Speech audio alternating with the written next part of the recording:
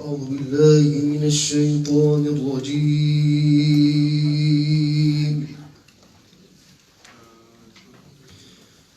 بسم الله الرحمن الرحيم.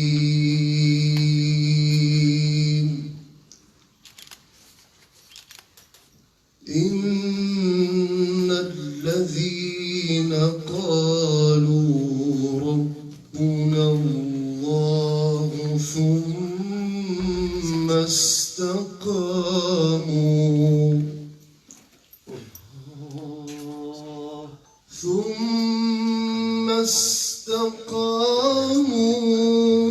تتنزل عليهم الملائكة ألا تخافوا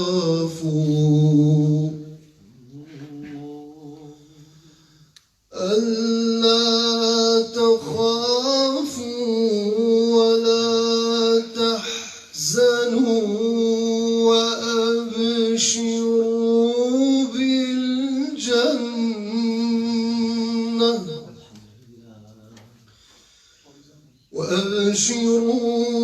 بالجنة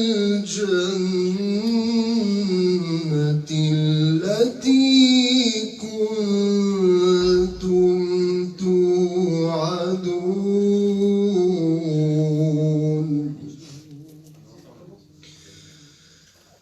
نحن أولياؤكم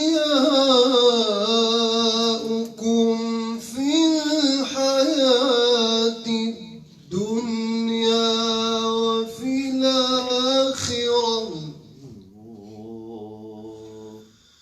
نحن أولياؤكم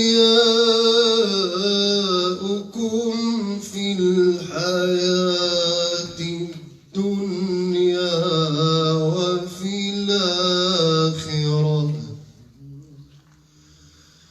ولكم فيها ما تشتهي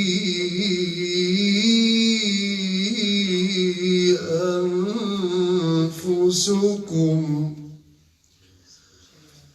ولكم فيها ما تدعون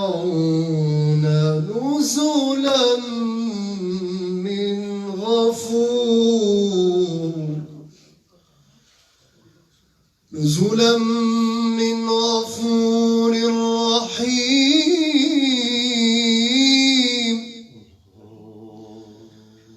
نزلا من غفور رحيم. نزلا من غفور رحيم.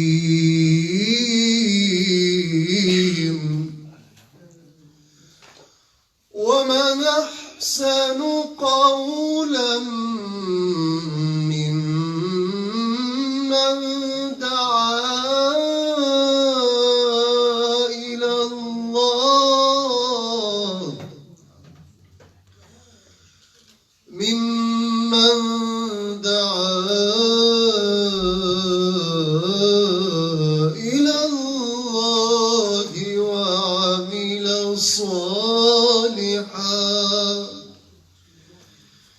وعمل صالحا وقال إنني من المسلمين. صدق الله العظيم.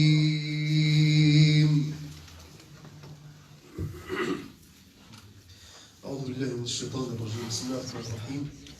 الحمد لله رب العالمين، والصلاة والسلام الأتمان الأكملان الأزكيان على سيدنا محمد صاحب الوجه الأنوار والجبين الأزهار والنور البهي الأبهر وعلى آله حق قدره ومقداره العظيم.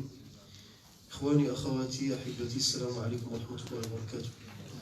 طبتم وطاب ممشاكم وتبوأتم جميعا من جنة مقعدا. مرحبا بنا وبكم في ضيافة أهل الله وفي حضرة الله وفي جوار الله عز وجل، نتفيأ ظلال الكيمياء الربانية نداوي بها أنفسنا.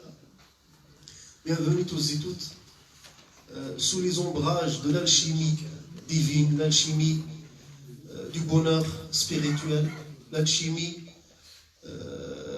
qui est censée aider l'itinérant à cheminer vers Allah subhanahu wa ta'ala en présence des maîtres de la spiritualité, en présence de notre cheikh Sidi Hamdi ibn Isa, hafidhahullah wa nafa'ana bi'ilmihi wa biziyaratihi. الشيخ العارف لا يعرف كما يقول. Le connaissant n'a pas besoin qu'on le présente. Et j'aimerais bien en fait vous donner un petit aperçu sur le cheikh que vous avez devant vous. Peut-être vous avez l'habitude de le voir sur le net. الشيخ حفظه الله رشحة الزيتونة ونفحة أرض الحكمة من اليمن. Le cheikh c'est le fruit du patrimoine spirituel, scientifique de la Zaytouna en Tunisie. C'est aussi le cadeau de la terre, de la sagesse du Yémen. Il a rassemblé, il a réuni les deux sciences du Maghreb et de l'Orient. في أرض الله عز وجل يذكر فيها الناس بالله تعالى يرشدهم إلى الله عز وجل. C'est l'un des guides de la spiritualité qui a une grande renommée dans le monde. نسأل الله تعالى أن يحفظه ويحفظنا جميعا بزيارته ونسأل الله يرزقنا التعظيم وحسن الأدب. ومن حرم الأدب حبس عن الطلب. qu'Allah nous donne le respect des gens d'Allah subhanahu wa ta'ala. سبق لبعض أشياخنا أن قال من الناس من تحركهم الأشواق ومن الناس من همهم النبش في الأوراق. Il y a des gens qui sont animés par le désir ardent d'aimer Allah, d'avoir la proximité d'Allah. Il y a des gens qui passent leur temps à fouiller dans les feuilles, dans les livres. والشوق إلى الله تعالى ذوق. Ce désir ardent, c'est un goût qu'on ne peut pas trouver dans les livres. On peut lire l'alchimie du bonheur de Imam al-Ghazali tout seul à la maison, et on ne pourra pas sentir ce goût, sauf si on est en présence de quelqu'un qui a goûté à ce plaisir spirituel. D'habitude, nous avons dans le projet des ateliers de lecture au sein de l'Institut Imam Malik de Compiègne, nous avons l'habitude de lire tout le livre et de le commenter et de l'étudier. Cette fois-ci, Inch'Allah ta'ala, nous allons laisser Cheikh faire ce qu'il veut. Inch'Allah. نحن في حضراتك ونحن طلابك ونحن كالأموات بين يدي المغسل. فعل بنا ما شئت. مرحبا بك شيخنا بين إخوانك. bienvenue parmi tes frères et tes sœurs. تفضل سيدي. Alhamdulillah Rabbil Alamin. Alhamdulillah. Bienvenue à vous toutes et tous. Alhamdulillah Rabbil Alamin, dans la présence d'Allah subhanahu wa ta'ala, dans la présence des anges qui déploient leurs ailes et qui font baisser leurs ailes, signe de respect et signe d'amour et d'agrément pour celles et ceux qui viennent chercher le savoir, chercher le ilm.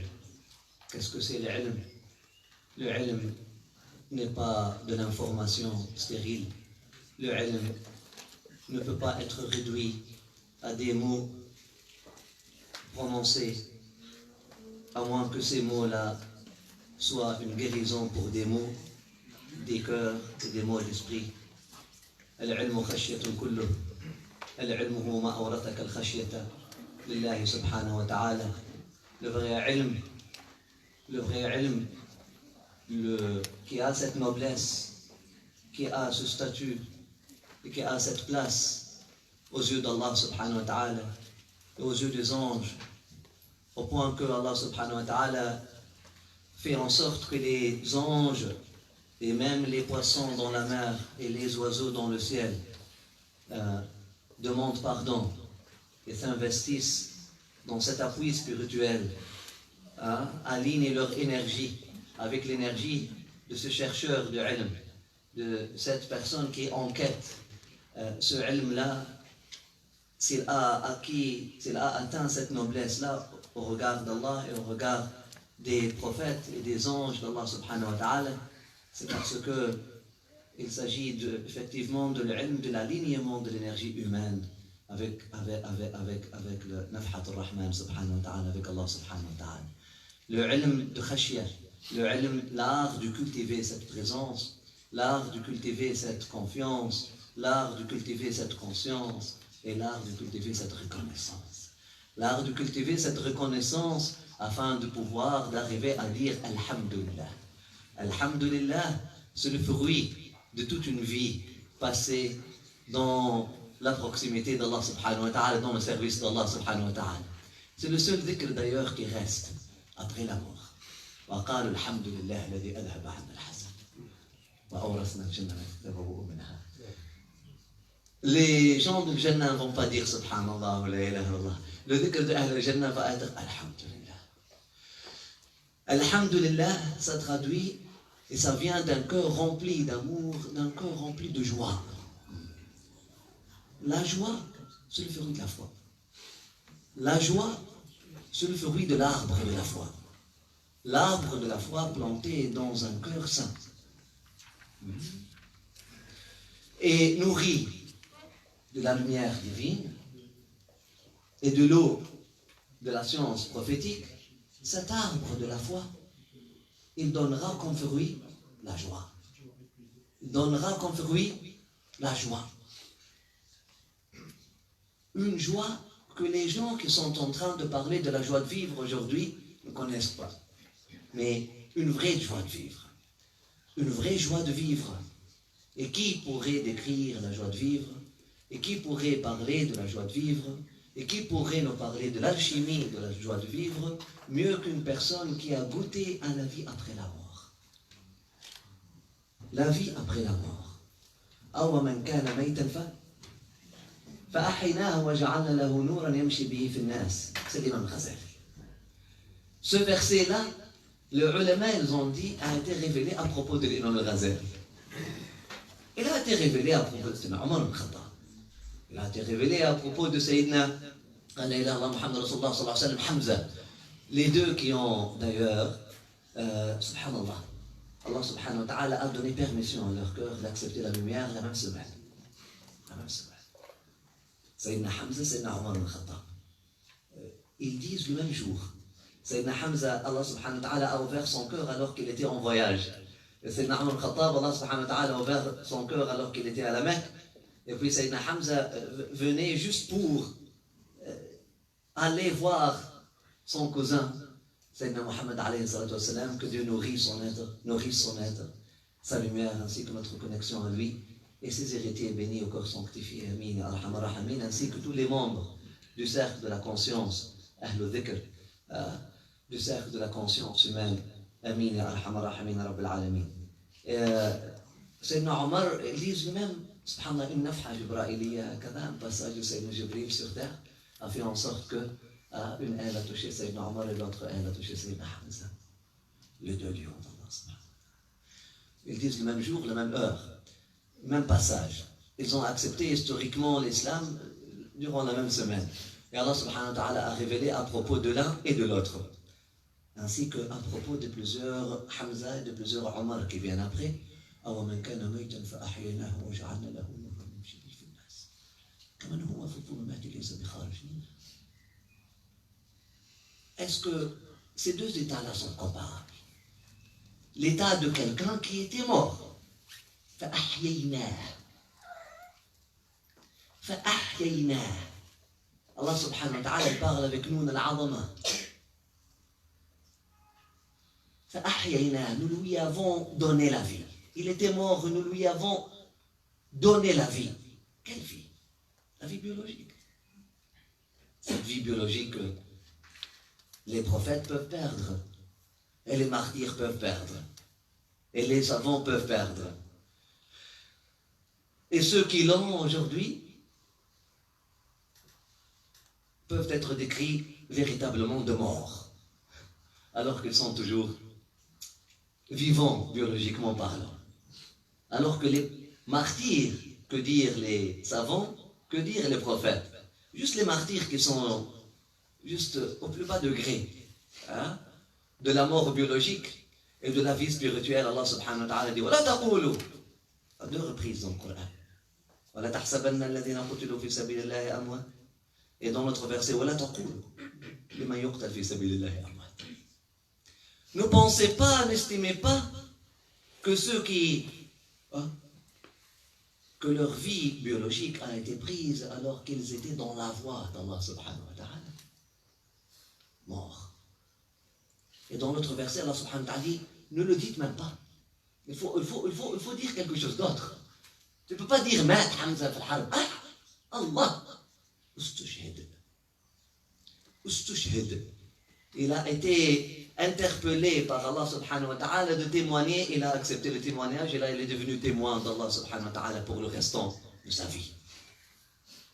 Avec Allah subhanahu wa ta'ala. Ne dites pas qu'ils sont amwat. Que dire les ulama qui, selon l'enseignement du prophète sallallahu alayhi wa sallam,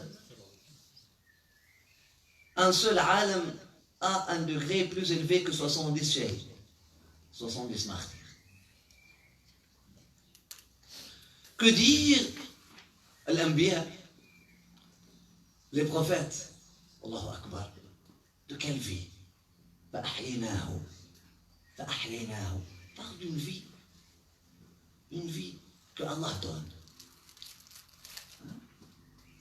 الله يوفر نصيبنا ونصيبكم من هذه الحياة حياة القلوب. qu'Allah subhanahu wa ta'ala fasse revivre nos cœurs. Amin ya arhamar rahimin ya rabbil alamin. Dans un autre verset, Allah subhanahu wa ta'ala dit فَلَنُحْيِيَنَّهُ حَيَاةً طَيِّبَةً. مقدمة الآية سيدي. من عمل صالحا من ذكر أو أنثى وهو مؤمن. Celui qui agit dans la bonne voie, celui qui agit dans la bonne voie, alors qu'il a la foi. فَلَنُحْيِيَنَّهُ حَيَاةً طَيِّبَةً. On va lui donner la joie. Celui qui agit dans la bonne voie, ayant la foi, وهو مؤمن فَلَنُحْيِيَنَّهُ حَيَاةً طَيِّبَةً. On va lui donner la vraie vie et la vraie joie de vivre. La vraie joie de vivre. La vraie joie de vivre qui dépasse tout matériel. Alhamdulillah, nous sommes dans la présence de cet imam béni, l'imam al-Ghazali, rahmatullahi alayh, qui parmi ses titres, Muhyiddin, d'ailleurs, il a dédié sa vie pour le projet de Ihya Ulumuddin, pour faire revivre les sciences ou le ilm de la religion, dans une époque où il a pu voir que les musulmans sont devenus des âmes figées, des identités figées, où l'identité islamique est devenue une identité figée, quadrillée, emprisonnée, formelle. Dans une époque où il a pu constater que même lui-même, à un moment donné, alors que lui, il était un enfant plein de curiosité, plein de vie, lorsqu'il était enfant, son père était un wali d'Allah subhanahu wa ta'ala, sa maman aussi était un wali d'Allah subhanahu wa ta'ala, une amie d'Allah subhanahu wa ta'ala. Lui ont passé cet amour d'Allah, mais subhanallah, lorsqu'il est rentré dans la madrasa, il dit, Imam Ghazali, son expérience n'était pas la meilleure. Lorsqu'il est rentré dans le cadre formel d'apprentissage islamique, il a dit, subhanallah, cet amour pour Allah et cette soif pour Allah a été un peu quadrillé, emprisonné. Et là, on me donne de l'information. Il a dit, j'ai dû rediriger, recanaliser l'énergie qu'Allah subhanahu wa ta'ala me donne dans une énergie d'apprentissage. Effectivement, il a appris tous les livres qu'on lui a donnés. Mais à un moment donné, il est revenu. Lorsqu'il a constaté en lui comme aux autres cette identité islamique figée. Cette identité figée. Comme dans notre parole, pour paraphraser qu'est-ce qu'il a dit, pas pour ajouter quoi que ce soit, il a constaté qu'il est devenu un avoir islamique, pas un être. Un avoir, un objet. Un objet d'une civilisation bien déterminée, pas un sujet, pas un être vivant, hein, qui respire l'islam, qui respire la religion. Lorsqu'il a constaté ceci, il a dédié sa vie au projet de Ihya Ulumuddin. Et parmi les livres qu'il a, les résumés d'ailleurs, les résumés, Urayqat, et ils disent que c'est la dernière chose, parmi les dernières choses qu'Imam Ghazali avait écrites, l'alchimie du bonheur. Il a appelé l'alchimie du bonheur. Il a vu, il a constaté que, effectivement, que les musulmans manquaient de joie. Que les musulmans de son époque manquaient de joie dans leur foi. Ils vivaient plutôt leur foi comme un fardeau, comme une lourdeur. Et pour trouver la joie, ils doivent quitter la religion pour aller au bar ou pour aller quelque part. Subhanallah. Un état qui rappelle un peu notre état aujourd'hui, c'est pour ça. Le Ihya Ulumuddin, l'alchimie du bonheur, et les œuvres d'Imam Ghazali, les œuvres d'un être vivant par Dieu qui a atteint la vie éternelle, qui a reçu la vie éternelle d'Allah subhanahu wa ta'ala, ne sont jamais morts, ils sont toujours à jour. Ils sont toujours à jour. Alhamdulillah. Il t'adresse la parole, nous récitons la Fatiha, Inch'Allah, pour son âme bénie, qu'Allah subhanahu wa ta'ala nous connecte à lui, Inch'Allah. On dit souvent que l'exercice de développement de conscience, et l'exercice de développement de reconnaissance, et l'exercice de développement de croissance spirituelle doit passer par un exercice de développement de connexion aux êtres conscients, aux êtres reconnaissants et aux êtres croissants, aux êtres vivants par Allah, en Allah, pour Allah. Inch'Allah, on demande la connexion spirituelle avec cette âme bénie, l'âme de l'imam Ghazali, à travers Surat al-Fatiha, Inch'Allah. Et pourquoi Surat al-Fatiha? Surat al-Fatiha dit Ihdina, Iyaka na'bud wa Iyaka nasta'in. En réalité, Surat al-Fatiha, c'est une méditation qui englobe toutes les âmes conscientes. Lorsque tu récites Surat al-Fatiha, tu la récites avec tous ceux qui ont vécu cet état avant vous et tous ceux qui vont vivre cet état après vous. Et cet état-là, vraiment, c'est l'état de la foi. Mais que nous al-Arsh, al-Fatiha, c'est l'état de la foi universelle. C'est pour ça que ce sont les meilleures choses que tu peux offrir ou partager la connexion avec ou chercher la connexion avec une âme bénie, une âme qui n'est plus là avec vous biologiquement ou qui est là, un frère ou une sœur.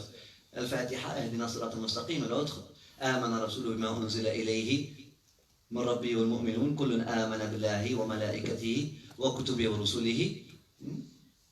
وقالوا سمعنا وأطعنا غفرانك ربنا وإليك المصير هكذا ربنا لا تؤاخذنا. C'est toujours le noun al-jama'a. Inch'Allah, on récite ces versets-là au début tout en demandant une connexion parce que nous sommes confiants que l'âme de l'imam Ghazali est en train de réciter ces versets-là présentement, ainsi que toutes les âmes des prophètes et toutes les âmes des savants, parce que ça c'est un état spirituel universel des âmes conscientes. Inch'Allah, sur la langue de toutes, et cherchant l'harmonie avec toutes les âmes conscientes sur terre, nous récitons Al-Fatiha et les derniers versets de Surat Al-Baqarah, et on les offre à l'âme de l'imam Ghazali. Inch'Allah, cherchons cette connexion afin que on puisse bénéficier plus, Inch'Allah, de sa présence spirituelle parmi nous à travers ces quelques paroles qu'il a laissées derrière lui, cet héritage spirituel vivant. Amin. A'udhu billahi minash shaitanir rajim. Bismillahir rahmanir rahim. Alhamdulillahi rabbil alamin. Ar-Rahmanir Rahim. Maliki yawmiddin. Maliki yawmiddin. Iyyaka na'budu wa iyyaka nasta'in. اهدنا الصراط المستقيم صراط الذين أنعمت عليهم غير المغضوب عليهم ولا الضالين آمين. بسم الله الرحمن الرحيم. آمن الرسول بما أنزل إليه من ربه والمؤمنون كل آمن بالله وملائكته وكتبه ورسله لا نفرق بين أحد من رسله وقالوا سمعنا وأطعنا غفرانك ربنا وإليك المصير لا يكلف الله نفسا إلا وسعها لها ما كسبت وعليها ما اكتسبت ربنا لا تؤاخذنا إن نسينا أو أخطأنا ربنا ولا تحمل علينا إصرا كما حملته على الذين من قبلنا ربنا ولا تحملنا ما لا طاقة لنا به واعف عنا واغفر لنا وارحمنا أنت مولانا فانصرنا على القوم الكافرين آمين. Sache, ô bien-aimé, que l'homme n'a pas été créé par caprice ou par hasard. La page 31. La page 31. Sache, ô bien-aimé, que l'homme n'a pas été créé par caprice ou par hasard, mais qu'il a été merveilleusement et pour une fin élevée, bien qu'il ne soit pas éternel, il vit pour toujours. Et quoique son corps soit misérable et grossier, son esprit, quant à lui, est noble et divin. Quand dans le creuset de l'abstinence, il a expurgé ses passions charnelles, il atteint les plus hauts sommets et au lieu d'être esclave de la luxure, de la colère, il revêt les qualités angéliques. En atteignant cet état, il trouve Dieu dans la contemplation de son éternelle beauté. Il ne s'égare plus dans les plaisirs de la chair. L'alchimie spirituelle qui provoque en lui cette transformation, semblable à celle qui transmue les vils métaux en or, ne se découvre pas facilement. Et ne se dissimule pas dans la demeure de n'importe quelle vieille femme. Ce qui explique pourquoi l'auteur a entrepris d'en exposer les méthodes opératoires dans cet ouvrage, qu'il a intitulé L'alchimie du bonheur. Les trésors divins où cette alchimie doit être recherchée résidant dans les cœurs des prophètes. Celui qui s'imagine la découvrir ailleurs sera déçu et échouera dans sa quête le jour du jugement lorsqu'il entendra ces paroles. Nous t'avons ôté le voile et tu es doté en ce jour d'un regard d'acier.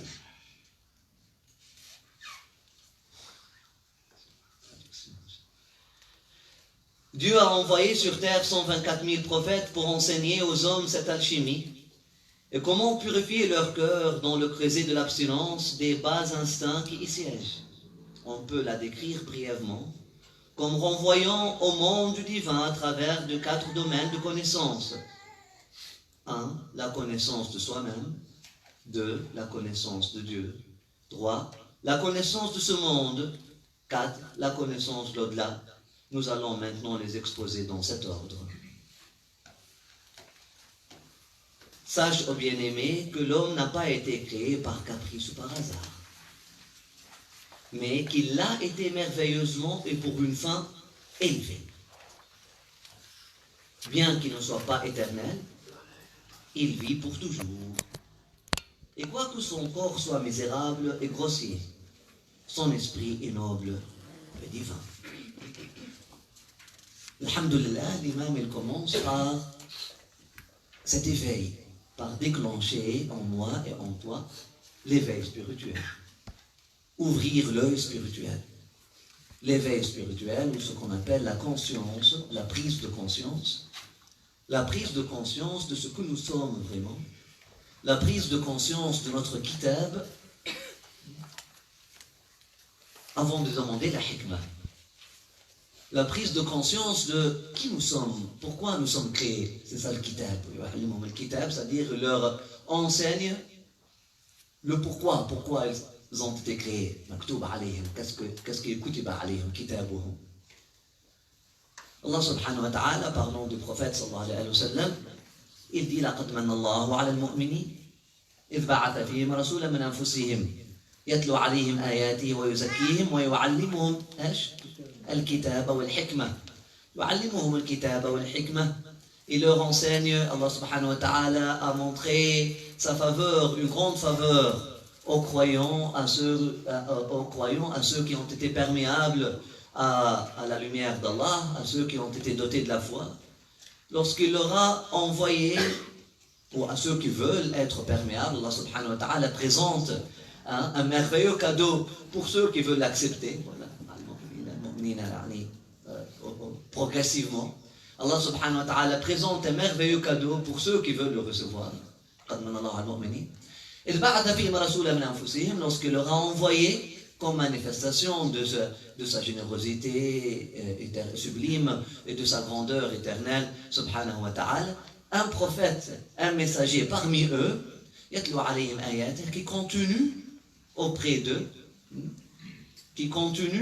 d'eux, les signes ou la manifestation des signes de l'existence de la générosité d'Allah subhanahu wa ta'ala. En d'autres termes, qui continue, qui leur donne une chance pour témoigner d'un prophète vivant. Parce que ayatullah, c'est Ibrahim, c'est Nuh, Ibrahim, Moussa, Isa, ayati. Ou encore aussi, qui leur fait témoigner des signes de manifestation d'Allah subhanahu wa ta'ala, dont à travers les versets du Coran, la révélation, ayati. Ou mieux encore, qui vient tout simplement pour bâtir une école qui fait sortir quoi? Qui fait sortir de Ayatullah. Ayatullah Abu Bakr as-Siddiq radiyallahu anhu. Ayatullah Umar al-Khattab radiyallahu anhu. Ayatullah Uthman ibn Nurayn radiyallahu anhu. Ayatullah Ali radiyallahu anhu wa alayhi salam. Allah karramallahu wajhah. Ayatullah al-Hasan, Ayatullah al-Husayn, Ayatullah Fatima, Ayatullah Aisha, Ayatullah Khadija, Ayatullah Hamza. Ayatullah. Ayatullah ibn Mas'ud, Ayatullah Anas.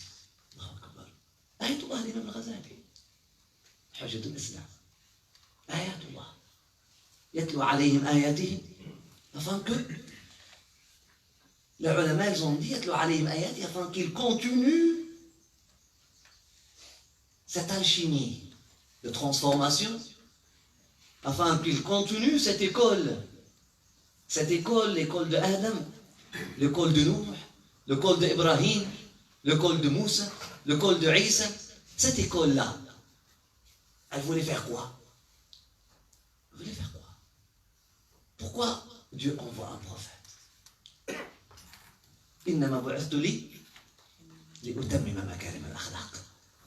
Je suis envoyé pour vous accomplir.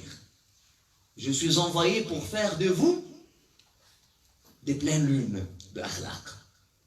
Je suis venu pour permettre à vos croissants de devenir des pleines lunes. Je suis venu afin que la foi, au fond de toi, et au fond de toi, et au fond de toi, devienne une pleine lune. Et là, tu deviens quoi? Tu deviens un témoin, tu deviens un shahid, tu deviens un shahid, tu deviens un mashoud, tu deviens une ayah de ayatullah, et tu deviens une hujjat de l'islam. L'accomplissement spirituel. Le mu'minin, tu rentres perméable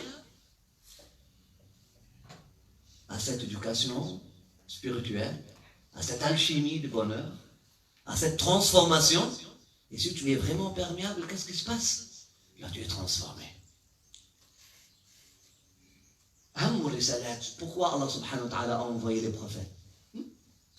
Pour forger une personnalité humaine saine, qui répond à l'appel de son Seigneur et l'appel de son voisin.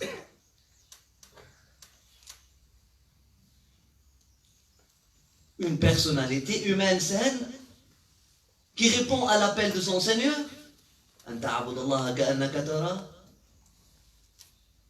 et qui répond aux besoins de son voisin, la complétude. On peut dire la complétude, ou je peux forger le mot. La complétion. Hein? L'accomplissement. Et la complétion. Et l'aboutissement de la foi se manifeste de deux façons.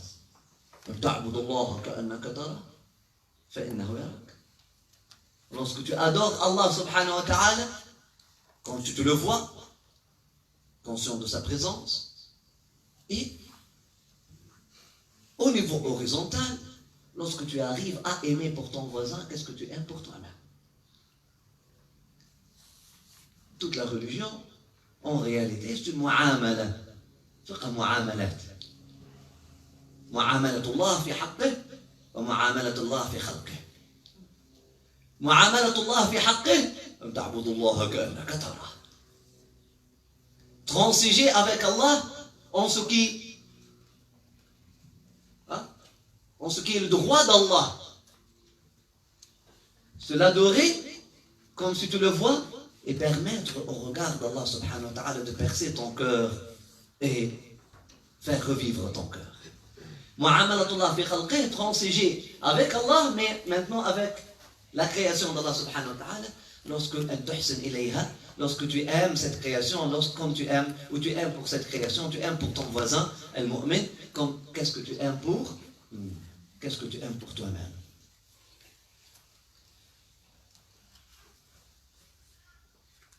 Le but donc, le but, la mission prophétique est là pourquoi? Pour forger une personnalité humaine saine. Dans le tafsir de Yatlu alayhim ayatihi, on peut aller jusque-là et plus.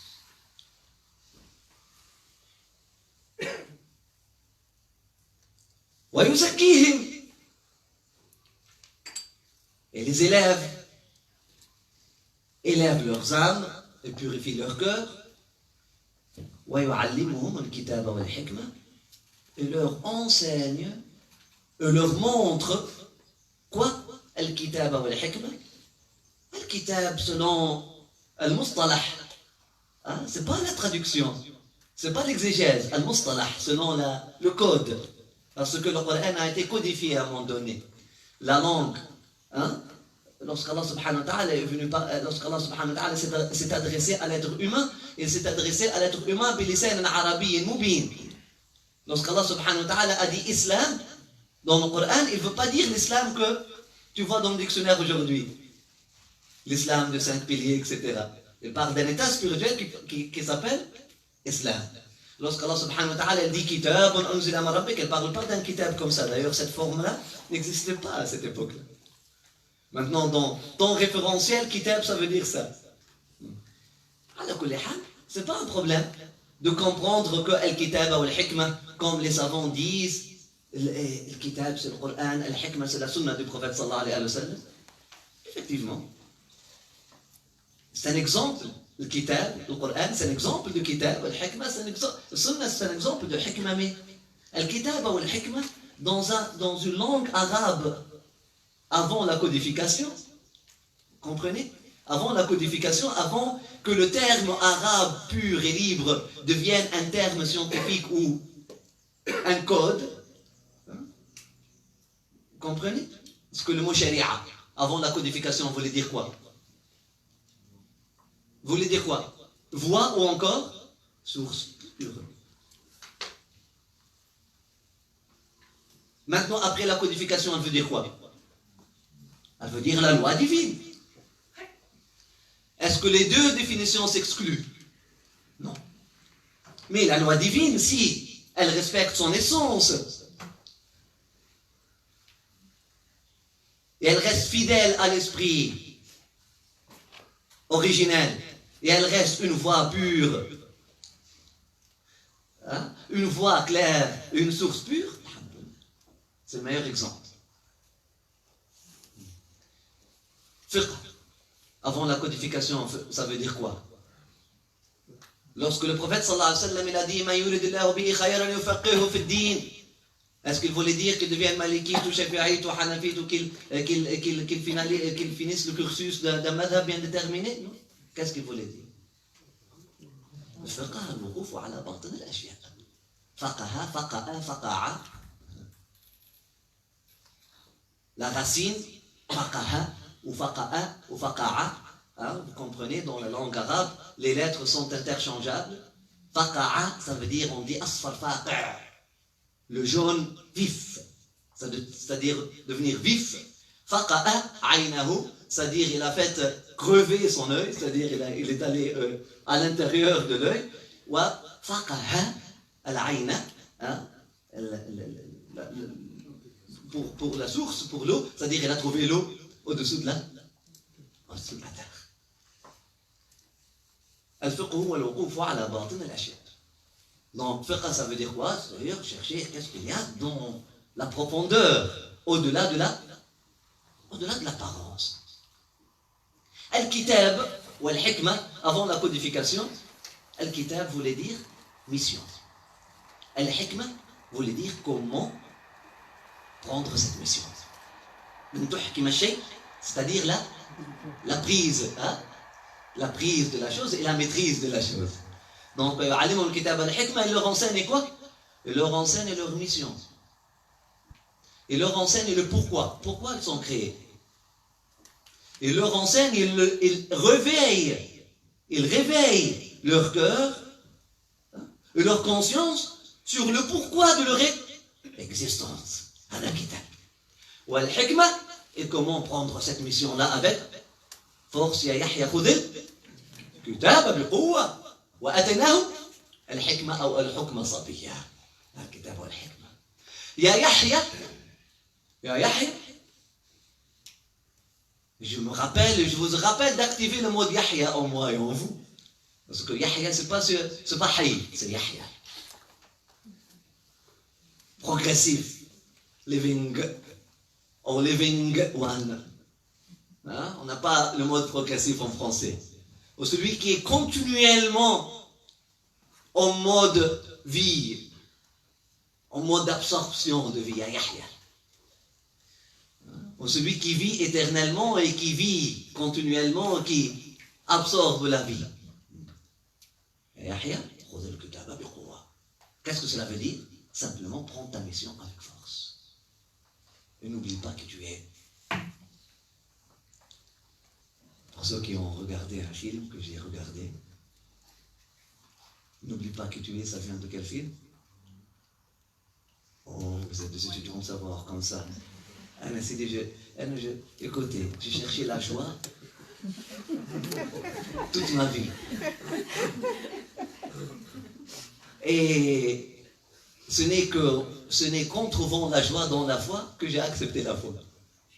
Et si je n'avais pas trouvé la joie dans la foi, je me dire bien. Le roi lion. N'oublie pas qui tu es. Hein? Active le roi lion, active Simba. Afin que tu puisses trouver voir ton père Mohammed, ton père spirituel en vision. N'oublie pas que tu es.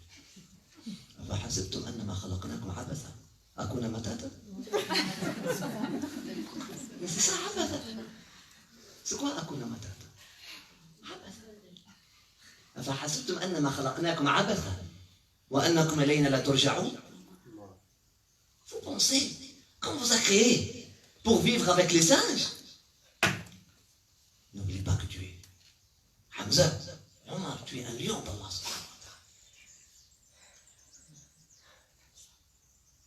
Active le lion en toi, le prince de paix en toi. Rappelle-toi de ton père spirituel et de ta mère spirituelle qui te dit tu n'as pas été créé pour jouer. Abdi, inni khalaqtuka lil'ibadati fala tal'ab wa khalaqtu min ajlika ad-dunya fala tat'ab. Mon serviteur, celui qui appartient à moi pour du vrai, je t'ai créé pour la ibada. Je t'ai créé pour m'adorer, je t'ai créé pour cheminer. Je t'ai créé pour appartenir à moi. Je t'ai créé pour être mon khalifa. Fala tal'ab. N'oublie pas que tu es. Et cette dunya, je l'ai créée pour toi. Fala tat'ab fi tahsiliha. Ne te fatigue pas pour rien. فحسبتم أنما خلقناكم عبثا وأنكم إلينا لا ترجعون. Allah subhanahu wa ta'ala nous dit dans le Coran, est-ce que vous pensez, vous estimez qu'on vous a créé abatha, l'absurde, pour jouer, pour rien. Nous vous avons créé pour un kitab. Nous vous avons créé pour un kitab, pour une mission que vous devez prendre avec hikmah, avec force, avec une prise, avec une prise forte, avec une maîtrise.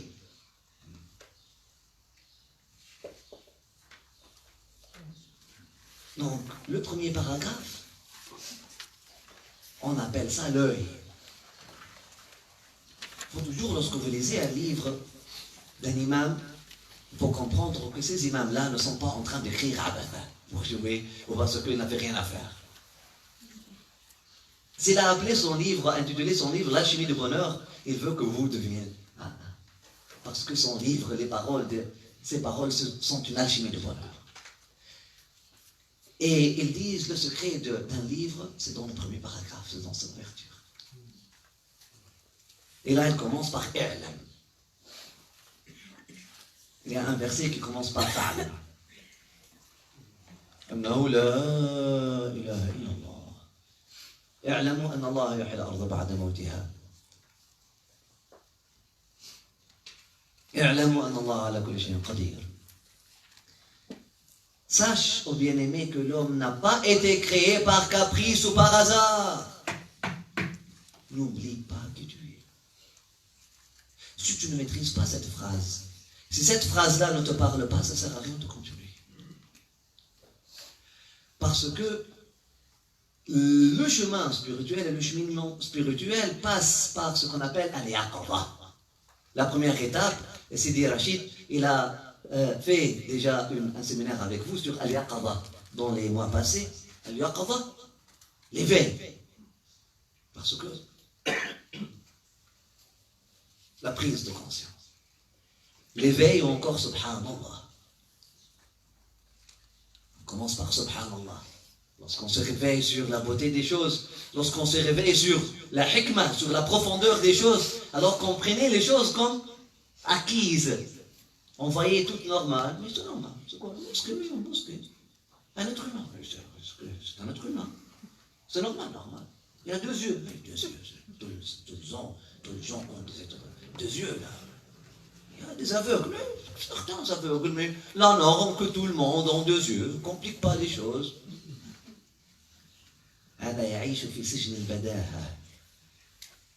Celui-là, il vit dans la prison de la normalisation ou dans la normalité ou la prison de la prendre les choses pour acquises.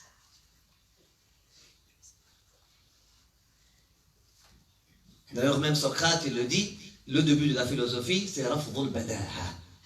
C'est refuser et refuter de prendre les choses comme telles et aller chercher la réalité des choses, le secret derrière. Rafdul badaha. Mais qu'il a été quoi? Merveilleusement. Il a été merveilleusement. Khalaqtuka biyadayya.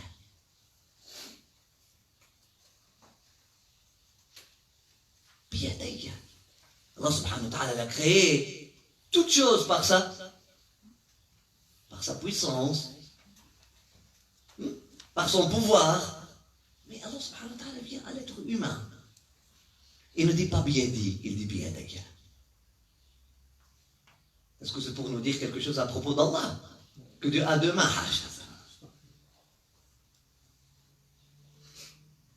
On n'est pas dans un dars d'aqida.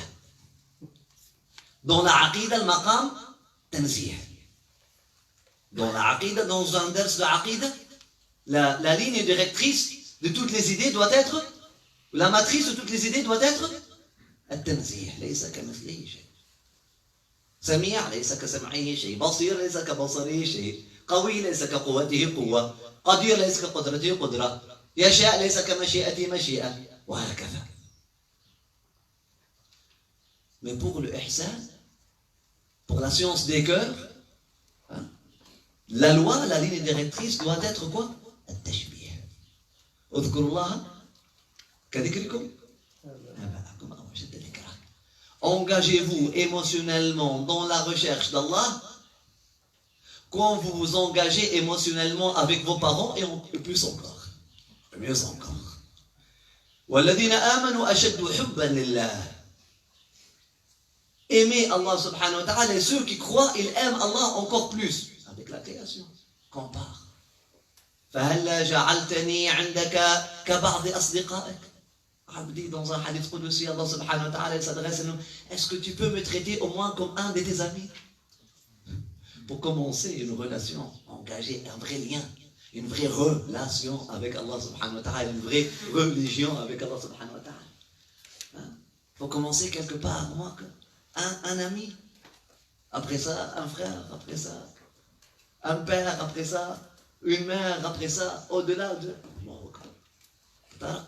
مقامات القرب وهكذا. خلقتك بيدي. Allah subhanahu wa ta'ala, il a créé tout l'univers بيد وخلق الإنسان بيديه. عجيب. Ça doit interpeller quelque chose. À propos de nous, pas à propos d'Allah. À propos de nous et à propos des secrets et des trésors qu'Allah subhanahu wa ta'ala a mis dans cet être humain. On dit khalaqa shay'an biyadayhi, c'est-à-dire avec pleine attention. Et l'attention d'Allah subhanahu wa ta'ala n'est jamais déficiente. Donc pour créer l'être humain, l'attention était encore fi akmal kamalat. C'est quelque chose au-delà de qu'est-ce qu'on peut imaginer. La beauté de l'être humain, la beauté de son intelligence, la beauté de sa pensée. Allahu akbar. Akmal al-makhluqat wa ajmal al-makhluqat.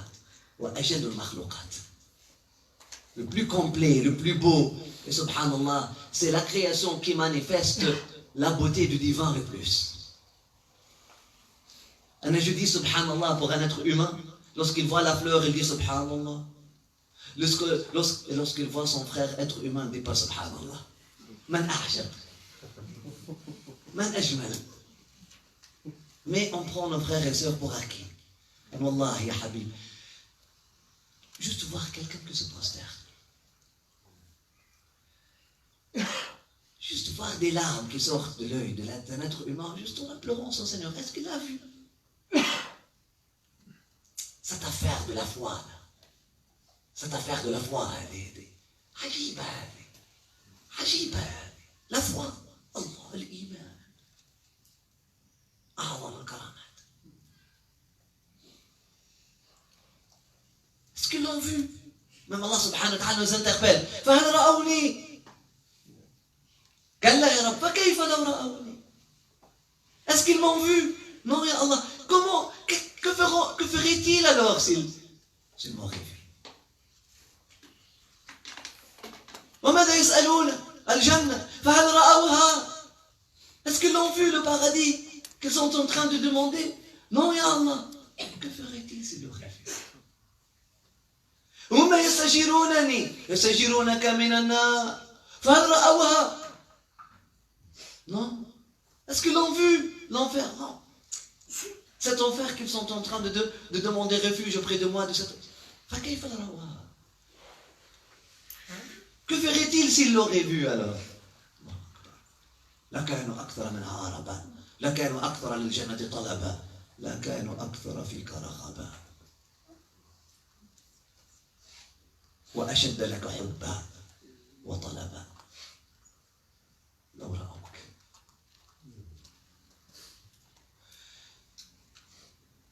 La foi, subhanallah,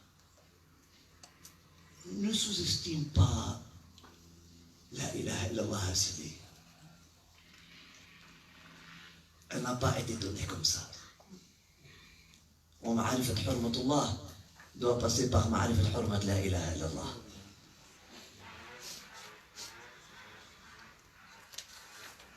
Allah, la foi, un cœur qui frémit, ya Habib, un cœur qui frémit pour l'invocation d'Allah. Allahu Akbar. Je dis subhanallah. Je dis de rentrer à la mosquée parfois, au lieu de dire tahiyat al-masjid, je dis subhanallah. Parle, c'est subhanallah. 1 plus 1 égale 2, aucune personne ne serait croyante. Chaque conversion, chaque personne qui dit la ilaha illallah est un miracle inédit, est une œuvre inédite. Wallahi, chaque croyant est une ayah, yatlu alayhim ayat. Pour ceux qui veulent voir les signes. Inna fi khalq as-samawati wal ardi wa ikhtilaf al-layli wan nahari la ayatin li ulil albab. Dans la création des cieux et de la terre, dans toute la création des cieux et de la terre, les fourmis comme les anges. Wa ikhtilaf al-layli wan nahari, et l'alternation du jour et de la ayat, des signes pour ceux qui sont dotés d'un fond, pour ceux qui sont dotés d'un loub, pour ceux qui ont une essence active. Que dire? في هذا الخلق الاسم ابن آدم. Si في خلق السماوات والأرض, toute la création des cieux et de la terre, il y a ayat li ulil albab. Que dire fi ibn Adam? Que diras-tu? Que diras-tu de la merveilleuse, de la création la plus merveilleuse qu'Allah subhanahu wa ta'ala a jamais créée? Ibn Adam. Il n'y a pas une création aghla à Allah subhanahu wa ta'ala ibn Adam. On fait le retour à l'envers. On va dire non, l'être humain n'est pas le centre de l'univers. Non, si. Il est le centre de l'univers et la terre c'est le centre de l'univers. Avec la décentralisation,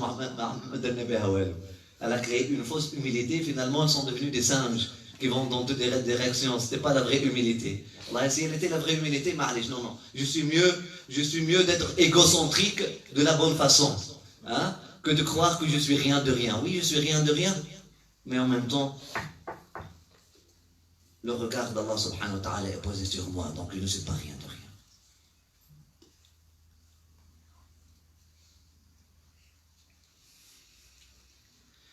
ولا إله إلا الله محمد رسول الله صلى الله عليه وسلم. La création, Ibn Adam, la plus merveilleuse. Et ikhtilaf al-layli wa nahar, c'est l'alternation du jour ou de la nuit.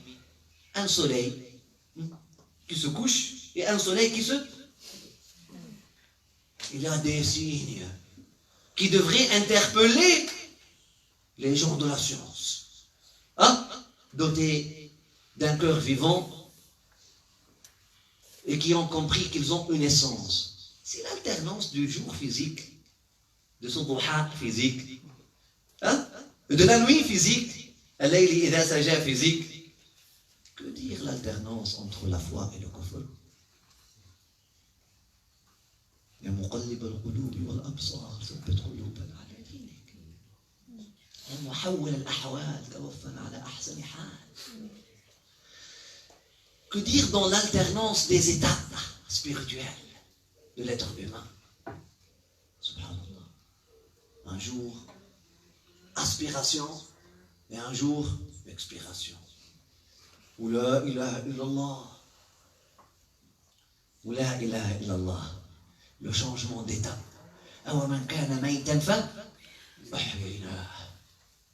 Il était endormi, on l'a réveillé, il était mort, on l'a fait revivre. Il a été merveilleusement et pour une fin élevée. Bien qu'il ne soit pas éternel, son esprit l'est. Bien qu'il ne soit pas éternel, son esprit l'est.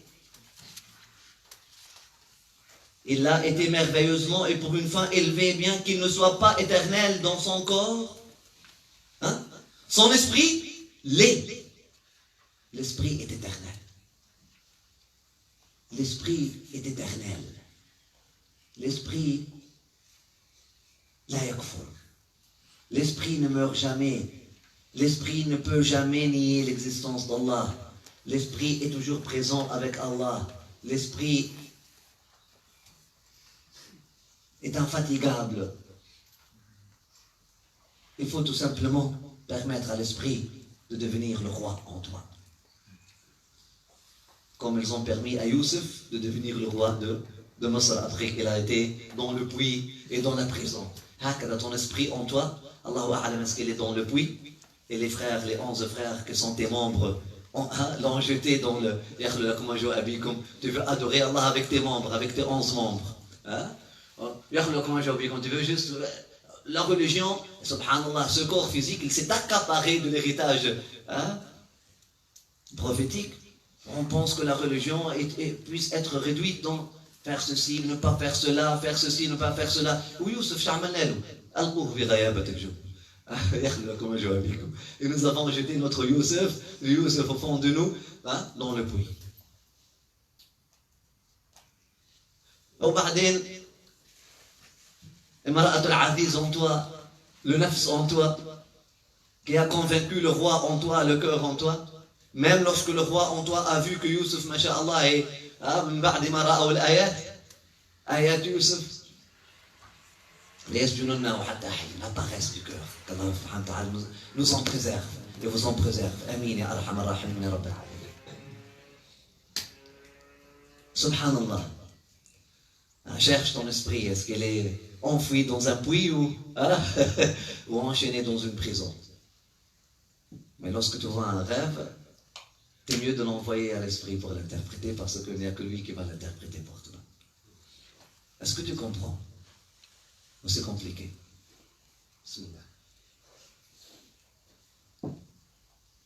Le rêve, c'est pas pour rêver, Olivier.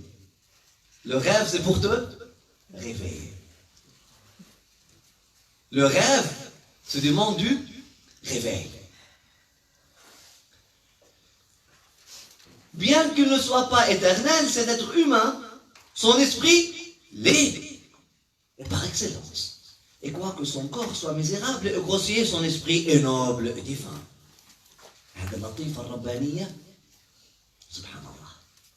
Maintenant, après cette introduction de quelques lignes, ton œil est ouvert. Tu as développé ta conscience, maintenant elle va naviguer avec toi pour détailler cette prise de conscience dans un exercice de développement de conscience. Il te dit, comme dans le creuset de l'abstinence à l'être humain, il aurait expurgé ses passions charnelles, comme dans le creuset de l'abstinence. Le creuset? S'il y a quelqu'un, le mot creuset, vous l'aimez? Hein? Ça doit être très positif. Hein? C'est pas creuser. Moi, je dirais ici dans le temple de l'abstinence, dans l'autel de l'abstinence, dans le... Hein? Dans le... Jardin. C'est comme c'est une grotte, c'est une... Il fait allusion à Ghar Hira. Il fait allusion à un temple, vraiment, là où... Hein? Nous avons visité la chambre de l'imam Ghazali à Jérusalem. Tu te rappelles, c'était où? C'était où? Dans un... souterrain. Et il fait allusion à ça. C'est là où il a fait preuve d'abstinence, l'imam Ghazali. Hein? C'est quoi? C'est quoi le nom? Mieux que creuser. Non? Hein? Une cavité. Pas quelque chose de plus romantique. D'accord, on a appelé quoi? Sanctuaire, ermitage. Lorsque dans l'ermitage de l'abstinence, faute de mieux, le français c'est pas ma spécialité, mais vous devez trouver des mots qui parlent. Si un chrétien, lorsqu'il lit l'alchimie du bonheur, ne retrouve pas un livre qui parle mieux du bonheur que tous les livres des chrétiens, jusqu'à ce qu'on arrive à un niveau de traduction qui puisse convaincre le cheminant chrétien et le cheminant bouddhiste, le cheminant hindou, que vraiment nous avions des ayats d'Allah de cheminement mieux que leur gourou, jusqu'à ce qu'on arrive à ce niveau-là, on n'a rien fait. Parce que sinon, la traduction, il faut la libérer un peu. Alors, dans mon langage, je dis, quand dans l'ermitage de l'abstinence, ou dans le temple de l'abstinence, il aurait expurgé ses passions charnelles, l'être humain, lorsqu'il se livre au cheminement spirituel, Là, il va atteindre les plus hauts sommets. Il atteindrait les plus hauts sommets. Et au lieu d'être esclave de shahwa ou al-ghadab, au lieu d'être esclave de ses passions et de sa colère, il revêt les qualités angéliques. Comme toi et moi aujourd'hui, nous sommes guidés, qu'Allah nous protège et qu'Allah nous élève nos âmes, Inch'Allah, et nous fasse transformer par la baraka de cette alchimie. Et nous sommes des esclaves de notre désir d'acquérir quelque chose et refutation d'une autre chose. Abid shahwa, abid ghadab. Alors que shahwa wal ghadab, shahwa, le désir d'acquérir quelque chose, al-ghadab, la refutation d'une autre chose, la résistance à quelque chose aussi, ou encore la colère. Ils ont été donnés à l'être humain, à l'âme humaine, afin de servir comme instrument. Comme instrument. C'est pour être canalisé. Le prophète, il a du désir ou n'a pas de désir? Et là, il a dit, son désir, qu'Allah subhanahu wa ta'ala aligne nos désirs avec son désir. Et alimente notre désir de son désir. Ou Nabi عنده غضب ولا ما عنده غضب? Bien sûr. C'est pas la colère de ton père, de mon père, la colère parce que tu n'as pas réussi au 6e ou au bac. C'est pas cette colère-là. Après ça, lorsque tu fais pas ta prière. C'est pas cette colère-là. Et on ne peut même pas l'appeler une colère. On l'appelle une résistance au mal. Une détermination. Une détermination dans la résistance au mal. Jamais Shaitan ne passe par moi pour faire tort aux autres derrière moi. Le lion, Asad al-Arim, qui protège ses lionceaux. هكذا غضب رسول الله وهكذا غضب المؤمن إذا غضب. واجعلني كصيد الليث يحمي من يدخل حماه واجعل مسكني ولبثي لا إله إلا الله. ثبت يا ربي حديثي واسقني بخير الغيث واجعلني كصيد الليث يحمي من يدخل حماه واجعل مسكني ولبثي لا إله إلا الله. Le croyant ne se fâche pas pour des futilités. Mais il s'indigne. Il s'indigne, et ça fait ressortir en lui cette force prophétique, cette force spirituelle de résistance. De résistance à quoi? De résistance au mal. Là, Wallah, la Ummah de Mohammed ne sera pas défaite à cause de ma lâcheté. Là, Wallah, je ne permettrai pas à l'ennemi de rentrer par ma porte parce que si je ne me tiens pas,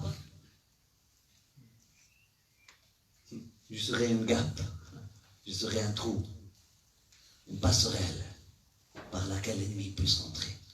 Qu'Allah me préserve, vous préserve d'être des passerelles pour les ennemis. فلنؤتين من قبلك فلنؤتين من قبلك. Le prophète sallallahu alayhi wa sallam rappelait chaque membre de son armée avant le combat. Il dit فلنؤتين من قبلك. Qu'on ne soit pas attaqué de ton manquement, à cause de ton manquement. Je ne te demande pas plus, je te demande juste d'accomplir ta mission, de rester à ta place et de te maintenir là où Dieu t'a, subhanallah.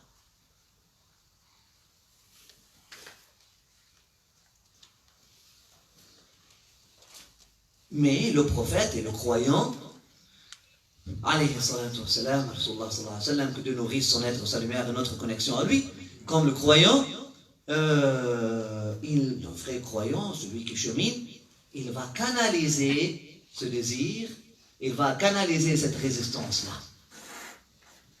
afin de désirer qu'est-ce qui est digne pour un être humain créé par les deux mains d'Allah subhanahu wa ta'ala de désirer, enfin d'aspirer, d'aspirer aux stations élevées auprès d'Allah subhanahu wa ta'ala, manazil khayr sada, et de fermer la porte, de refuter, et de refuter avec toute sa force, et de résister avec toute sa puissance à la bassesse et aux tendances qui le font, qui l'invitent à chuter. Là, lorsque dans l'ermitage, ou dans le temple de l'abstinence, il aurait expurgé ses passions charnelles, etc. Il atteint les plus hauts sommets et au lieu d'être esclave du désir de la colère, il revêt les qualités angéliques. C'est quoi les qualités angéliques? Qui peut décrire les anges? Tu dois pouvoir décrire les anges. Comment Allah les a décrits? Comment ils sont? Yallah, bismillah. Inna ladina 'inda rabbika. هاتي لا يستكبرون عن عبادته هات بالليل والنهار هات ولا يسأمون لا يستكبرون عن عبادته. Ils sont toujours dans la ibada. بالليل والنهار, jour et nuit. لا يفترون, ils ne se fatiguent même pas. Est-ce que c'est possible d'atteindre ce degré-là? Oui, c'est possible. Nous avons rencontré des êtres humains comme ça. On dirait, subhanallah, ils ne se fatiguent pas. La ilaha illallah. Parce qu'ils sont inda rabbika, c'est la clé. Ils ne sont pas inda anfusihim. Pourquoi moi je jeûne, je prie la nuit et je me fatigue? Parce que tu es inda nafsik, tu n'es pas inda rabbika. Tu es attaché à toi-même. Hein? Tu es en train de gaspiller ton énergie dans un projet de perfectionnisme. Afin que vers la fin tu dis Alhamdulillah, Subhani, Ana Akbar, Ana khayr minhu, A'udhu billah. Reste petit, c'est mieux pour toi. Si tu ne réussis pas dans ce chemin-là, c'est un cadeau d'Allah subhanahu wa ta'ala, parce que l'aboutissement, tu ne l'aimeras pas. L'aboutissement, c'est Ana khayr minhu. Tu ne pourras pas réussir dans une voie qui mène à un résultat qui fera de toi un shaitan, qui fait l'écho du chant démoniaque qui est Ana khayr minhu, je suis mieux que lui, ou je suis mieux que elle. Qu'Allah te protège et me protège. Si tu es عند نفسك رحمة بك انك تتعب وانك ما تقدرش تسبح بالليل والنهار وانك si tu es prisonnier de ton âme, si tu es prisonnier de toi-même, si tu es dans une quête de recherche de toi-même, de gloire de toi-même, c'est un cadeau qu'Allah subhanahu wa ta'ala te donne sous forme d'échec. Alhamdulillah, tu ne peux pas te réveiller pour faire la prière de Fajr, tu ne peux pas faire ton wird, tu ne peux pas exceller. Alhamdulillah, c'est une ni'ma. Taqid l'affaire rahma bihim.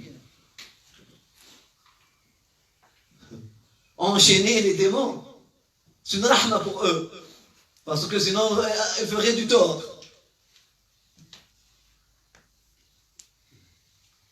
Mais si tu es inda rabbik, si ton cœur est inda rabbik, abitu inda rabbi yut'imuni wa yasqini. لا يسأمون لا يستكبرون ويسبحون الليل والنهار ولا يسأمون ويستغفرون الذين آمنوا ربنا اغفر الذين تابوا آمنوا واتبعوا سبيلك.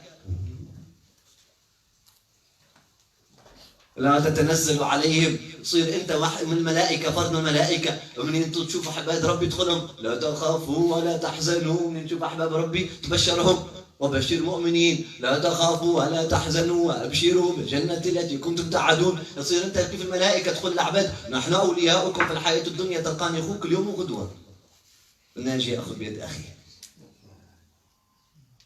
هذه خصال الملائكه. Tu deviens comme les anges.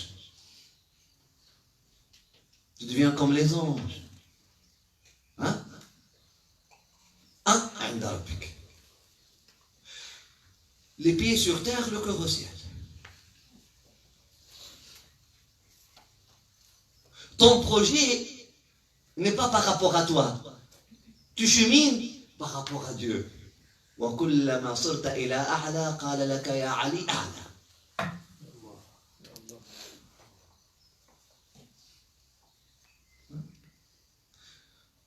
Si ton corps est auprès d'Allah, le plus que tu fasses, le mieux que tu deviennes, lisan al-haq, Allah subhanahu wa ta'ala, il te dit plus.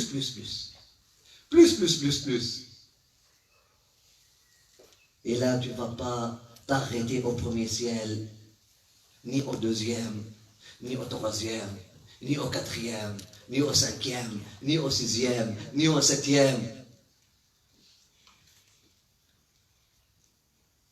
خلف الكون وراك وتوجه لمولاك إنما الكون حجاب ساتر عنك هواك فاخرق الستر تجده وتنل منه مولاك.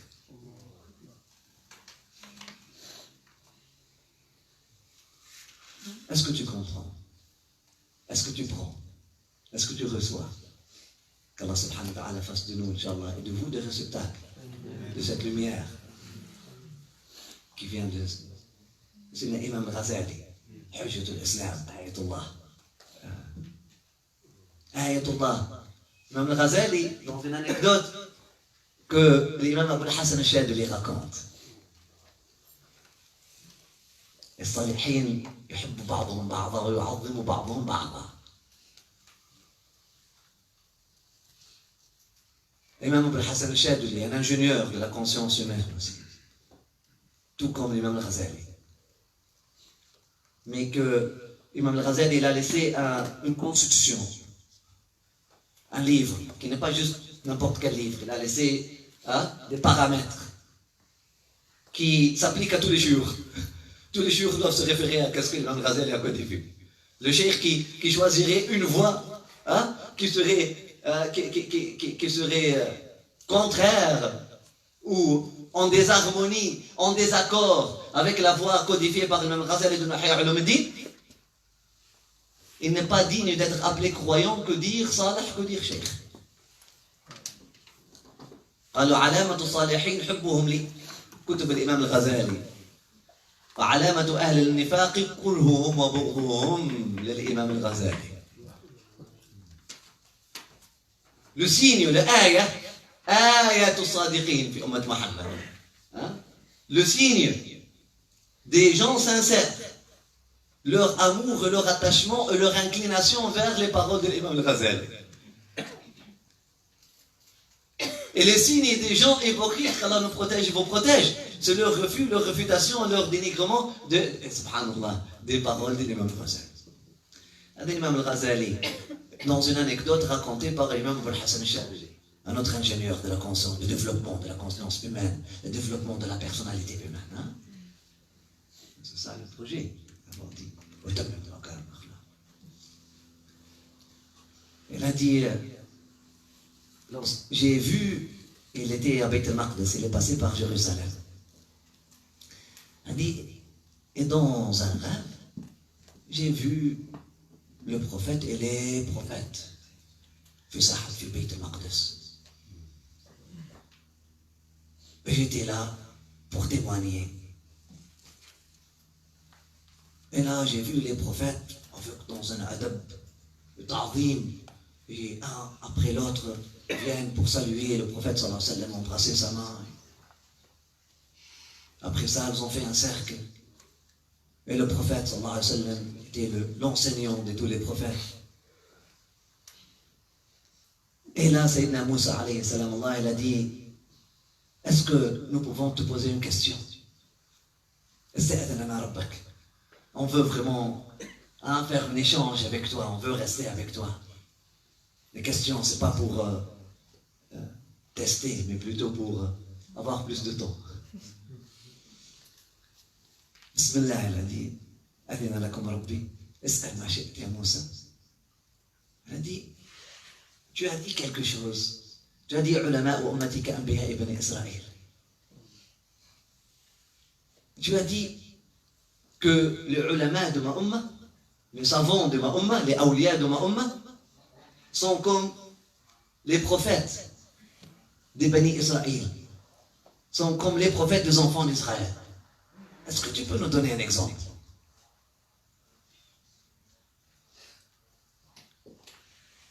Et là, Imam Abul Hassan al-Shadili qui raconte, il a dit, le prophète sallallahu alayhi wa sallam a dit, Hatu li ibni Abi Hamid al-Ghazali.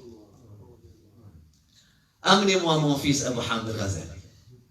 رؤيا صالحين حق وتعليم قال فتدارسوها فإنها حق. Le prophète sallallahu alayhi wa sallam, lorsque il a vu son rêve, il a dit رؤيا صالحين حق. أيوة. Ils ont amené l'imam al-Ghazali. Alors qu'il y avait plusieurs awliya. Abul Hassan al-Shadili était là. Ça nous montre aussi quelque chose par rapport à Sidi Abul Hassan al-Shadili, alors que lui, Abul Hassan al-Shadili, le pote de son époque, il ne s'est pas vu dedans, il a vu son frère Abu Hamid al-Ghazali. Hein? Il aurait pu voir, si son œuf était là, il aurait pu voir Hatuli ibn Abul Hassan al-Shadili. Hatuli ibn Abu Hamid al-Ghazali.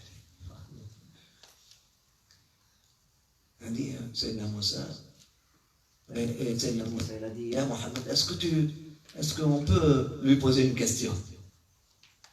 Il a dit, Bismillah.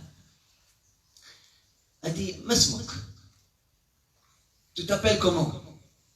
Il a dit, Mohamed bin Mohamed bin Mohamed bin Ahmed al-Ghazali. Il a dit, je t'ai demandé ton nom. Tu me donnes ton nom, le nom de ton père, le nom de ton grand-père, le nom de ton arrière-grand-père, et le nom de ton village. Et même Mohamed al-Ghazali a baissé sa tête. Il dit, Ya Rasulallah, est-ce que je peux répondre? Au kalim d'Allah, il a dit, Bismillah, réponds. Il a dit, Uswat al-Bik. Je l'ai fait par art avec toi, parce que j'ai voulu t'imiter. Lorsque ton Seigneur t'a demandé, lorsque ton Seigneur t'a demandé, qu'est-ce que tu as dans ta main? Tu n'as pas juste dit tilka asaya. Tu as dit tilka asaya, tawakka'u alayha wa ahushu biha ala ghanami wa liya fiha ma'arib ukhra. J'ai appris ça de toi, Sayyidina Moussa. J'ai appris ça de toi. Ah, Hujjatul Islam. J'ai appris ça de toi, Sayyidina Moussa. Lorsque ton Seigneur t'a demandé, qu'est-ce que tu as dans ta main droite? Tu n'as pas dit, voilà, c'est mon bâton. Tu as dit, c'est mon bâton, je l'utilise pour faire ceci, je l'utilise pour faire cela, je l'utilise pour ceci, et je l'utilise pour cela, et je l'utilise pour plein d'autres choses.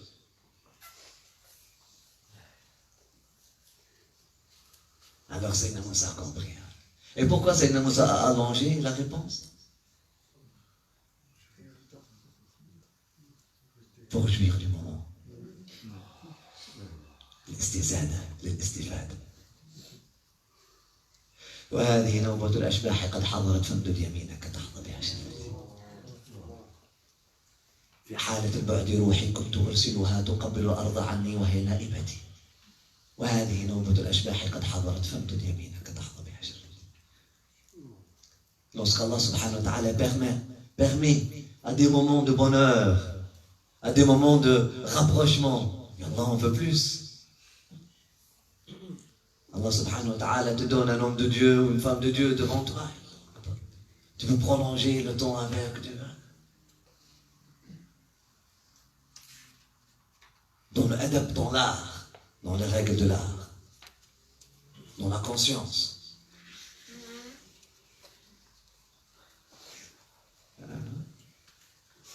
Et pour allonger le temps avec Sayyidina Moussa, Abu Hamid al-Ghazali a allongé la réponse. Mais dans sa réponse aussi, il y avait Muhammad bin Muhammad bin Muhammad bin Ahmed.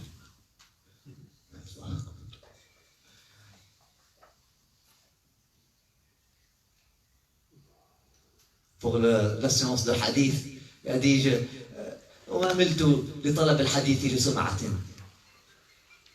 ne suis pas allé apprendre ils ont demandé à l'imam al-Ajlouni.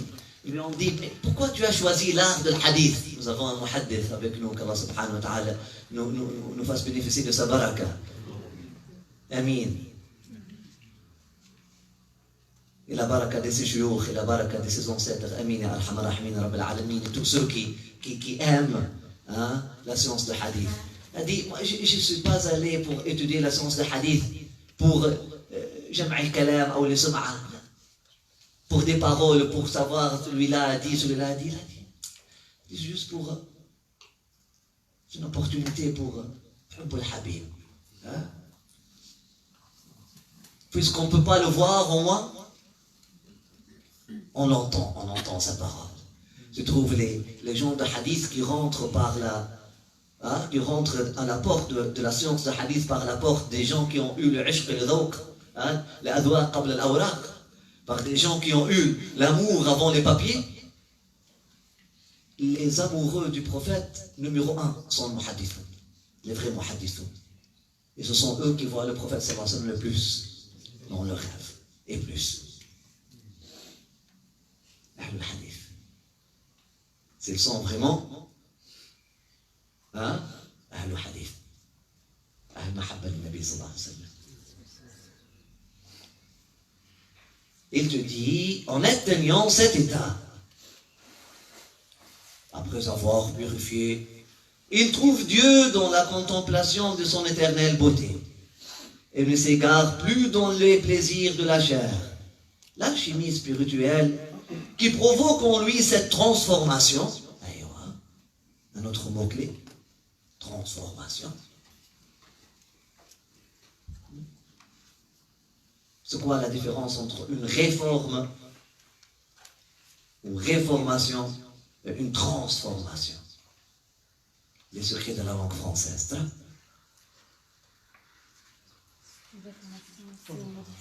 Réformation, on est en train de modifier quoi? La forme. C'était dans cette forme, c'était une monarchie, ça va devenir une république, mais la tyrannie est là, est la même.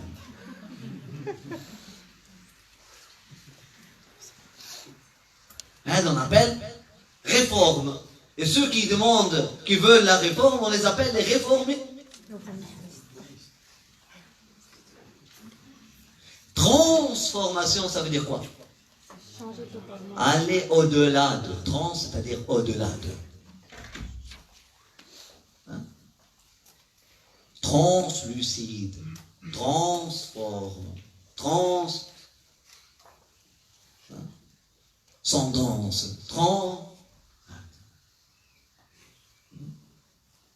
aller au-delà.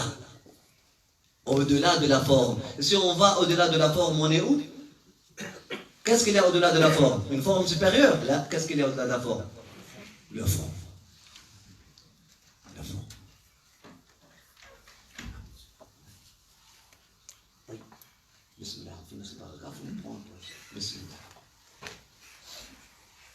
L'alchimie spirituelle qui provoque en lui cette transformation, elle est semblable à celle qui transhume les vils métaux en or.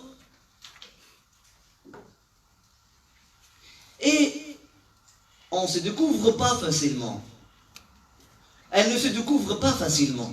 On ne la trouve pas facilement. Elle est rare. C'est comme l'alchimie qui transforme le cuivre en or.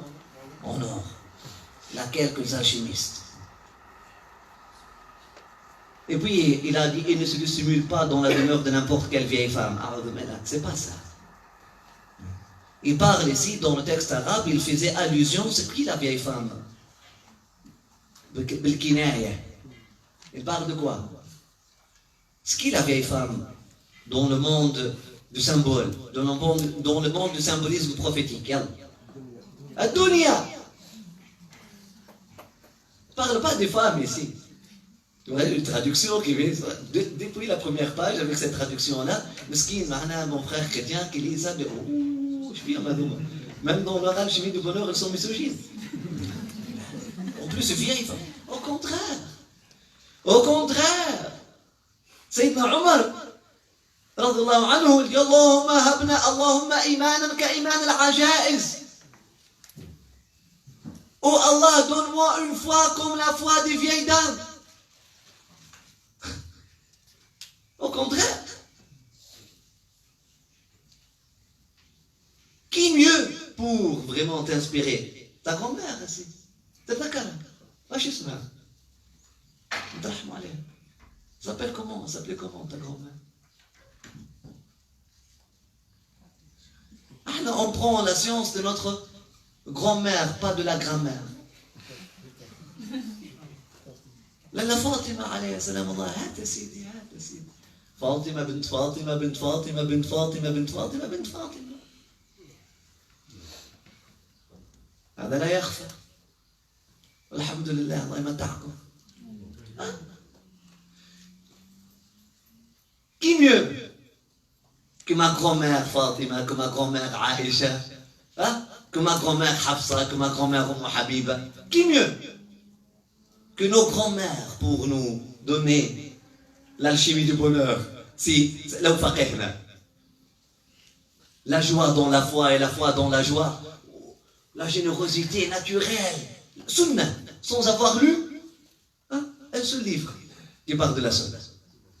Le gestuel de nos grands-mamans, la sunna, Qur'an yamshi.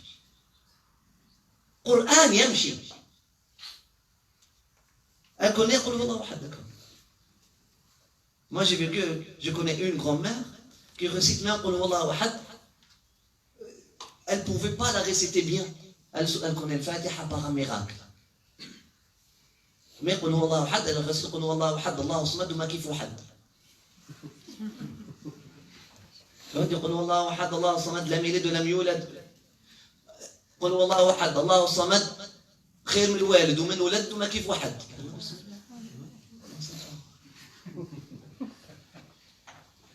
هذه lorsqu'ils ont transféré c'est une vraie anecdote. Elle était enterrée et puis ils ont dû transférer le cimetière à un moment donné. Quelques années plus tard, ils l'ont trouvée exactement comme elle était. Avec l'odeur du musc. هذه pourquoi elle avait cette qualité? Elle ne refusait à aucun mendiant.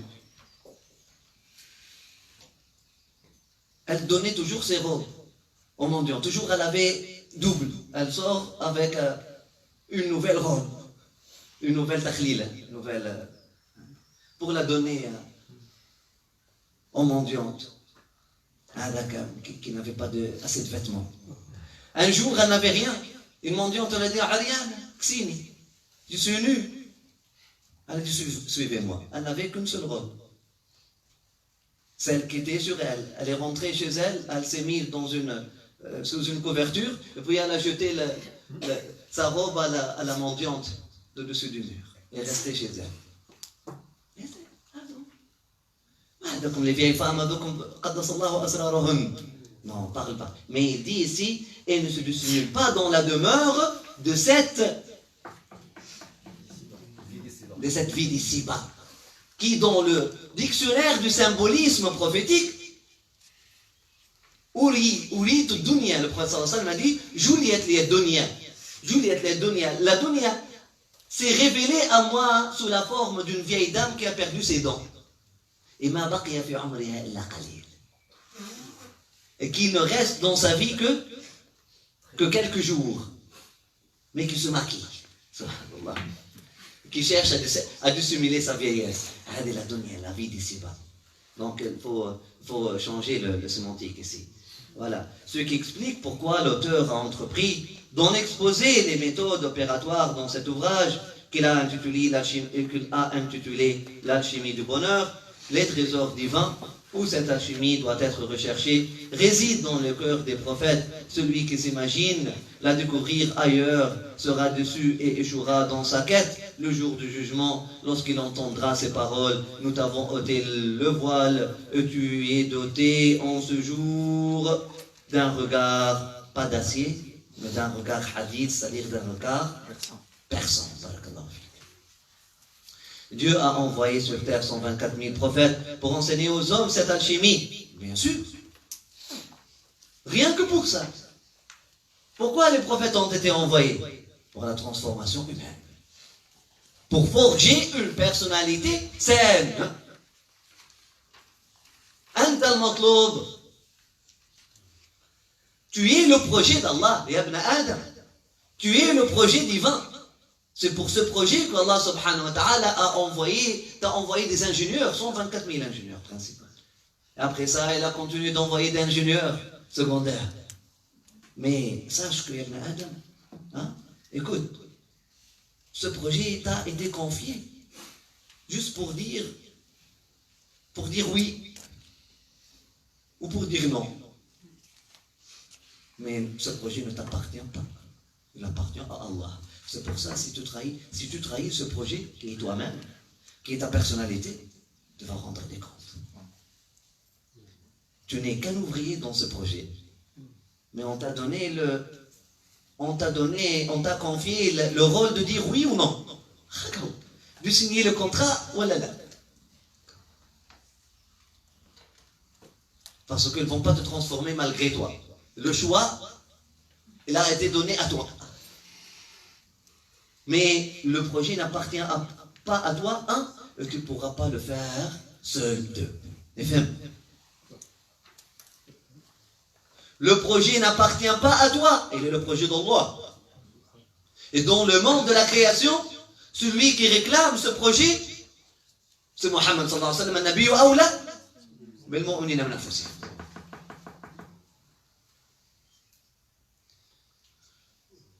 Deux, tu ne peux pas travailler sur ton projet seul. Dans le perfectionnisme, dans le mépris de soi, ou l'illusion de grandeur, si tu arrives à quelque chose, le mépris de soi, tu t'arrives à rien, donc tu ne peux pas aborder ce projet seul. Pour signer le contrat, je veux me transformer, bismillah. Yallah, l'ingénieur principal, et Mohammed, montre-moi. Yallah, les ingénieurs. Venez, aidez-moi.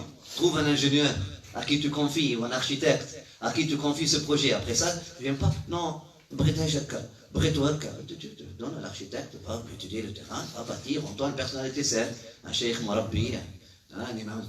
Après ça, oh non, je pense que mon potentiel est plus grand que.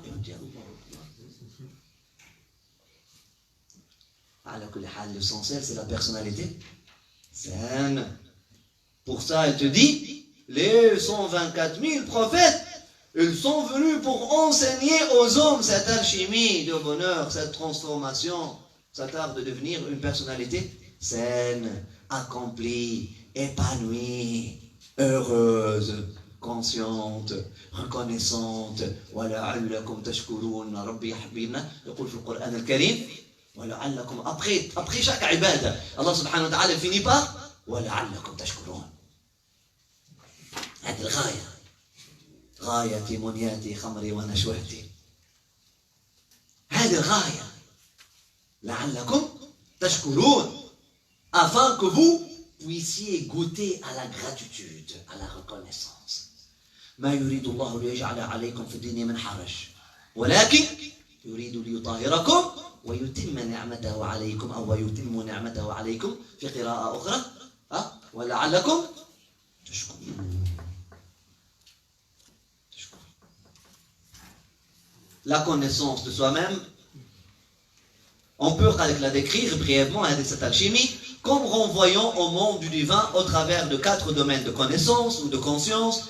La prise de conscience et la connaissance de soi-même afin d'être reconnaissant pour soi-même, pour Allah de soi-même.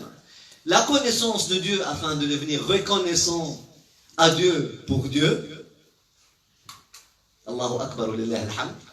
Et la connaissance de ce monde, afin de comprendre les clés de bonheur dans ce monde et les prisons et les geôliers de malheur dans ce monde, et la connaissance de l'au-delà, nous allons maintenant les exposer dans cet ordre qu'Allah subhanahu wa ta'ala vous donne la grâce et le tawfiq de cette œuvre-là.